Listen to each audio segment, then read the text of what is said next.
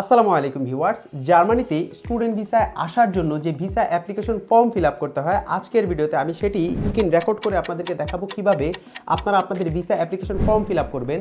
আপনারা নিশ্চয়ই জানেন ইতোমধ্যেই আমি জার্মানিতে স্টুডেন্ট ভিসা আসার যে প্রসেস, তার প্রত্যেকটি স্টেপ বাই স্টেপ যে ধাপগুলো, সেগুলো স্ক্রিন রেকর্ড করে একটি সিরিজ চালু করেছি। ইতোমধ্যেই আমি জার্মান এম্বাসিতে কীভাবে আপনারা অ্যাপয়েন্টমেন্ট নেবেন সেটি দেখিয়েছি, টাইম ম্যানেজমেন্ট নিয়ে কথা বলেছি। আমি দাদ ওয়েবসাইট থেকে আপনারা কীভাবে ইউনিভার্সিটি খুঁজে বের করবেন সেটি আমি স্ক্রিন রেকর্ড করে দেখানোর চেষ্টা করেছি। তাছাড়া health insurance, travel insurance, block account কীভাবে খুলবেন আমি স্ক্রিন রেকর্ড করে দেখানোর চেষ্টা করেছি। আজকের ভিডিওতে আমি দেখাবো কিভাবে আপনারা visa application form fill up করবেন বাসায় বসে নিজেই, সেটি আমি দেখাবো। এর পরবর্তী ভিডিওতে আমি দেখাবো কিভাবে আপনারা ইউনি অ্যাসিস্টের মাধ্যমে আপনারা অ্যাপ্লাই করবেন। ইউনি অ্যাসিস্টের যাবতীয় সব ধরনের কোয়েরি আশা করি ওই ভিডিওতে আপনাদের ক্লিয়ার হয়ে যাবে। তাহলে চলুন আজকের ভিডিওতে আমরা দেখি কিভাবে জার্মান এম্বাসির স্টুডেন্ট ভিসার জন্য আপনি visa application form fill up করবেন।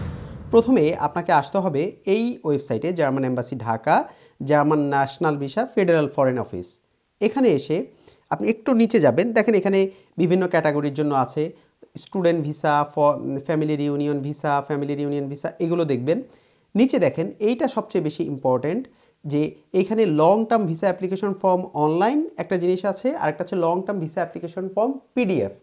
আপনি চাইলে এই পিডিএফটাও নামায় রাখতে পারেন, নামায় সেটি ফিল আপ করতে পারেন, অথবা আপনি অনলাইন যে ভার্সনটা সেটা আপনি ফিল আপ করতে পারেন। আমি প্রেফার করি অনলাইন যেটা আছে সেটাতে ফিল আপ করা। আমি আপনাদেরকে সেটা দেখাবো, আমার কাছে মনে হয় এটা বেশি কনভেনিয়েন্ট। তাহলে চলুন আমরা সেভাবে করি। প্রথমে আপনি লং টার্ম ভিসা অ্যাপ্লিকেশন ফর্মে ক্লিক করবেন। ক্লিক করার পর এই উইন্ডোটা আসবে। দেখেন এখানে আপনি লেখাই আছে যে আপনার new application, scan, barcode, import data, সব কিছু পার্সোনাল ইনফরমেশন আমরা এখান থেকে শুরু করব। আপনি নাম, আপনার ইনফরমেশন সব দিতে হবে। সারনেম ধরেন আমি আমার জন্য করতেছি ইসলাম। ফার্স্ট নেম আপনি দিবেন আপনার নাম, ধরেন আমার first name Rakibul. Date of birth দিবেন একটা। প্লেস অফ বার্থ ধরেন আমি দিলাম Dhaka. Country of birth Bangladesh. তারপর আপনি আপনার জেন্ডার দিবেন মাস্কুলিন। ম্যারিটাল স্ট্যাটাস, আপনি যদি ম্যারিড হন তাহলে ম্যারিড দিবেন, সিঙ্গেল থাকলে সিঙ্গেল দিবেন। এই ক্ষেত্রে আপনি অবশ্যই চেষ্টা করবেন আপনি সঠিক ইনফরমেশন দেওয়ার জন্য, স্পেশালি আপনি যদি ম্যারিড হন তাহলে যাতে করে আপনি আপনার ওয়াইফকে আনার ক্ষেত্রে সহজ হয়। যদিও এটাতে খুব একটা হেরফের হয় না, বাট আমি আর এটা দিলে কোনো সমস্যা নেই। আপনি ম্যারিড হলে ম্যারিডই দেন। সিন্স ম্যারিড যদি হন তাহলে আপনি কবে থেকে ম্যারিড। ফর এক্সাম্পল আমি ধরলাম যে আপনি 2018 সাল থেকে ম্যারিড, আমি একটা সাল দিয়ে দিলাম। কান্ট্রি অফ ন্যাশনালিটি, আপনার কান্ট্রি অফ ন্যাশনালিটি আমাদের সবারই কান্ট্রি অফ ন্যাশনালিটি বাংলাদেশ, সেটা দিব। Previous nationality no. Do you have any children no, এইগুলো আমাদের আসলে ক্লিক করার দরকার নেই। একটু নিচে আসবেন, এখানে দেখেন আপনার ইনফরমেশন অ্যাবাউট স্পাউস আর লাইফ পার্টনার, যদি এটা আপনার থাকে। যেহেতু এখানে আমি ম্যারিটাল স্ট্যাটাস ম্যারিড দিছি, এই জন্য কিন্তু এটা আসছে। এখন আপনাকে কিন্তু এটা ফিল আপ করতে হবে। সো ফর এক্সাম্পল আপনি ম্যারিড দিলাম, ডেট অফ বার্থ জাস্ট একটা বসায় দিলাম 10/10/1999। ওকে, তারপর প্লেস অফ বার্থ আপনি দিতে হবে, দিলাম আমরা ঢাকা। কান্ট্রি অফ বার্থ অবশ্যই বাংলাদেশ। এখানে এগুলো খুবই প্লেস অফ রেসিডেন্স, আপনি উনি কোথায় আছে আপনার ওয়াইফ সেটা দিবেন, ধরেন দিলাম ঢাকা। তারপর হচ্ছে আপনি আপনার ফাদার্স নেম দিবেন, আমি দিলাম ধরেন যে কোনো একটা কিছু দিলাম, ফাদার্স ফার্স্ট নেম কিছু একটা দিলাম। Mother's place of residence, father's place of residence, এগুলো ওনারা যেই জেলায় আছে সেটার নাম দিলেই হবে, এগুলো অত বেশি ইম্পর্ট্যান্ট না। প্রফেশন, এই জিনিসটা আপনি হয়তো বা একটু কনফিউজ হয়ে যেতে পারেন যে আপনার প্রফেশন কি। দেখেন আপনি যদি সত্যি সত্যি প্রিভিয়াস মানে আপনি বর্তমানে যদি কোথাও জব করে থাকেন তাহলে আপনি অবশ্যই দিতে পারেন অ্যাজ এন, আপনি যদি কোনো ইলেকট্রিক ইঞ্জিনিয়ার হন সেখানে যদি আপনি সেই ক্যাটাগরি পান সেটা দিতে পারেন। আপনি যদি কোনো ব্যাংকে কাজ করেন ব্যাংকার পান সেটা দিতে পারেন। বাট আমি মোস্ট অফ দ্য স্টুডেন্ট যারা আমরা আসি ম্যাক্সিমামই দেখা গেছে কোনো বাংলাদেশে থাকা অবস্থায় জাস্ট ব্যাচেলারের পরে অ্যাপ্লাই করে চাকরিতে জয়েন করে না, স্টুডেন্ট, সেটা দিতে পারেন। তো আপনি এখানে খুঁজে নেন যে স্টুডেন্ট আছে কিনা। হ্যাঁ, যে স্টুডেন্ট, সেটা দিলাম আমরা স্টুডেন্ট, আর কোনো ইনফরমেশন দিতে হবে না। তারপর নিচে আসছে আপনার কারেন্ট অ্যাড্রেস অ্যান্ড অ্যাভেলেবিলিটি। এইখানে আপনি যে কারেন্ট অ্যাড্রেসটা দিবেন সেটা আপনাকে দিতে হবে আপনি যেখানে থাকেন বর্তমানে। সো যদি আপনি ফর এক্সাম্পল আপনি ঢাকায় থাকেন, আপনি ঢাকার যে বাসায় থাকেন তার ইনফরমেশন দিবেন। যদি আপনি কুমিল্লায় থাকেন কুমিল্লার যে ইনফরমেশন আছে সেগুলো দিবেন। তো এগুলো এখানে আমি দিলাম ধরেন 12, house number 1, postal code 1216, location দিলাম ধরেন Mirpur, country Bangladesh. Bangladesh. Telephone number, আপনি আপনার ফোন নাম্বারটা দিবেন, আমি ধরেন দিলাম 01776378, কিছু একটা দিলাম। তারপর হচ্ছে এখানে আর এগুলো আর কিছু দিতে হবে না। আপনি এরপরে হচ্ছে আইডেন্টিফিকেশন ডকুমেন্টস, আপনার যে আইডেন্টিফিকেশন ডকুমেন্টস আছে স্পেশালি এখানে হবে এটা পাসপোর্ট, আপনি সেই ইনফরমেশন দেওয়া লাগবে। তাহলে আপনি এখানে প্রথমে দেন যে পাসপোর্ট,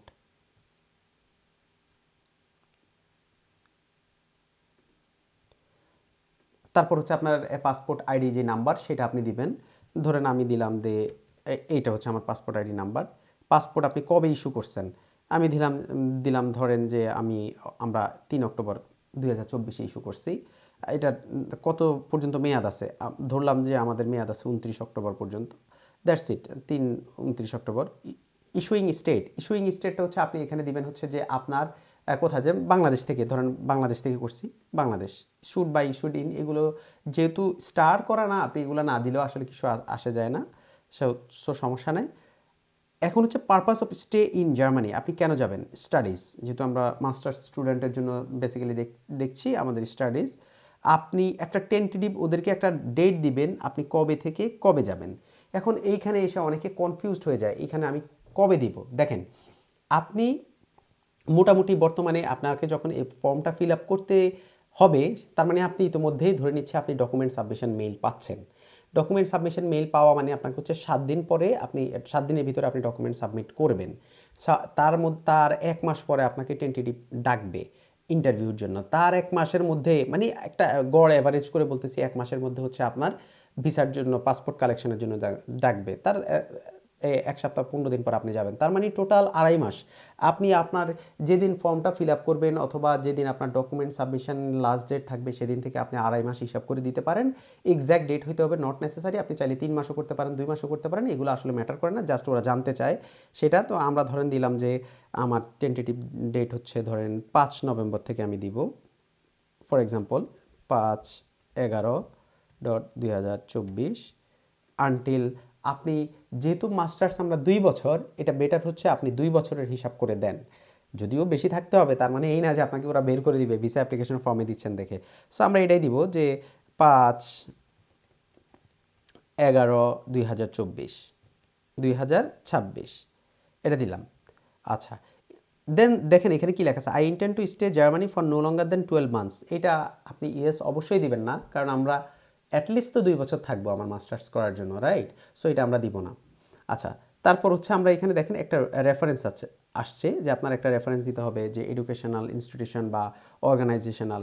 তো সবচেয়ে ভালো হচ্ছে আপনি যদি আপনার কোনো ইউনিভার্সিটির কোনো ফ্যাকাল্টি অথবা কাউকে যদি আপনি ম্যানেজ করতে পারেন, ওনাকে যদি বলেন স্যার আমি আপনার রেফারেন্স দিচ্ছি, সেটা সবচেয়ে ভালো আমার মতে। তো আপনি রেফারেন্স হচ্ছে এখানে দিবেন যে এডুকেশনাল ইনস্টিটিউশন অথবা person, name of educational institution, company or organisation, তা এগুলো। সো আমরা প্রথমে দিয়েছি হচ্ছে রেফারেন্স পার্সন। হ্যাঁ, তাহলে আপনি এখানে দিবেন সার নেম, ওনার নাম দিলাম ধরেন ইসলাম, এখানে নাম দিলেন ধরেন মাজহার। ওকে, তারপর হচ্ছে আপনি উনার অ্যাড্রেস দিবেন, স্পেশালি আপনি এখানে অ্যাড্রেসটা দিতে পারেন হচ্ছে উনার অফিসিয়াল যে অ্যাড্রেসটা, সেটা দিতে পারেন আপনার ইউনিভার্সিটির। ধরেন আমি এখন এখানে দিলাম 1, হাউস নাম্বার 2, পোস্টাল কোড দিলাম 1216, ধরেন লোকেশন দিলাম ঢাকা, এটা দিলাম ধরেন হচ্ছে আমি বাংলাদেশ। রিলেশনশিপ আপনি বলতে পারেন যে উনি ফ্যাকাল্টি। টেলিফোন নাম্বার, অবশ্যই ওনার টেলিফোন নাম্বার আপনি দিবেন 01, ধরেন আমি দিলাম যে একটা টেলিফোন নাম্বার দিলাম, এগুলো দিলেন। তারপর একটু নিচে যাবেন, দেখেন এইখানে আপনি কিন্তু চাইলে এখানে কিন্তু আপনি এটা রেফারেন্স পার্সন পরিবর্তে এডুকেশন ইনস্টিটিউশন, কোম্পানি, অর্গানাইজেশনও দিতে পারেন। যদি আপনি স্যারের যদি আপনি এডুকেশনাল ইমেল নাম্বার ম্যানেজ করতে পারেন, এডুকেশনাল করতে পারেন, তাহলে আপনি সেটাও দিতে পারেন, সেটা আরও মোর অথেন্টিক হয়। বাট এগুলো আসলে অত বেশি না, আপনি করতে পারেন, no problem. So living expense and residence ডিটেলে যখন আপনি আসবেন, আপনি এখানে দেখবেন যে what are the means of subsistence in the Federal Republic of Germany. আপনি এখানে দিয়ে দেন যে আপনার হচ্ছে ব্লক অ্যাকাউন্ট থেকে আপনি খরচ করবেন, ব্লকড অ্যাকাউন্ট। ওকে, দেন হচ্ছে আপনি এইখানে চাচ্ছে হচ্ছে intended place of residence in federal Republic of Germany. আপনি জার্মানিতে আপনি কোন শহরে থাকবেন তার ইনফরমেশন ওরা চাচ্ছে।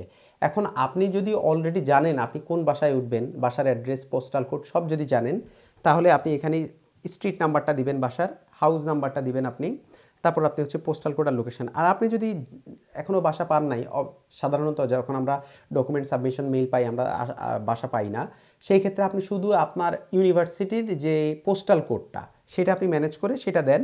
ধরেন আমি দিলাম 33-100, লোকেশন হচ্ছে ধরেন প্যাডারবন, এটা এটা এটা দিয়ে দিলেন।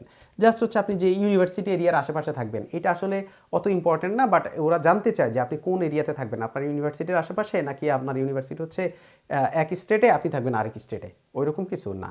সো এই আর কি বিষয়টা।